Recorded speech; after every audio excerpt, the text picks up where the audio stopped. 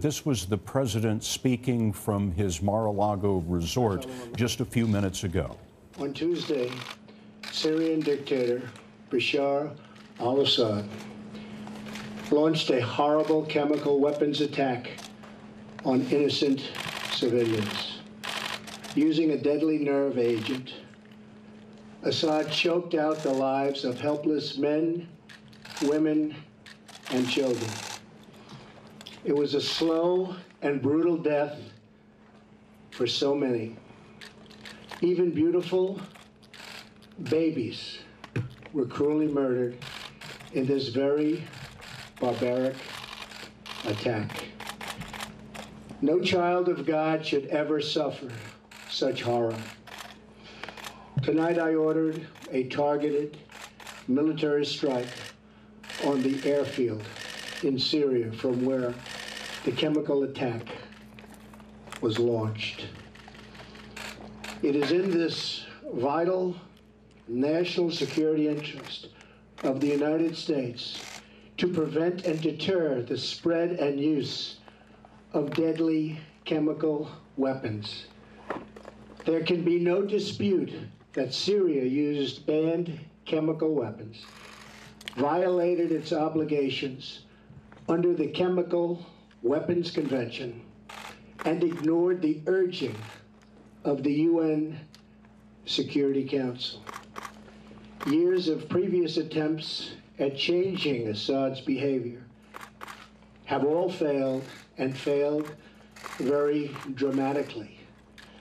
As a result, the refugee crisis continues to deepen, and the region continues to destabilize, threatening the United States and its allies. Tonight I call on all civilized nations to join us in seeking to end the slaughter and bloodshed in Syria, and also to end terrorism of all kinds and all types. We ask for God's wisdom as we face the challenge of our very troubled world. We pray for the lives of the wounded and for the souls of those who have passed. And we hope that as long as America stands for justice, then peace and harmony will, in the end, prevail. Good night, and God bless America and the entire world. Thank you.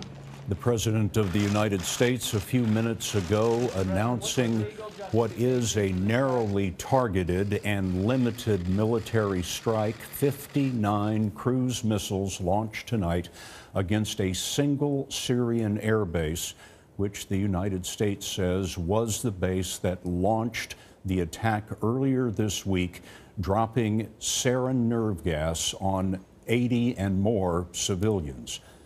Margaret Brennan is traveling with the president in Florida. Margaret, what have you learned?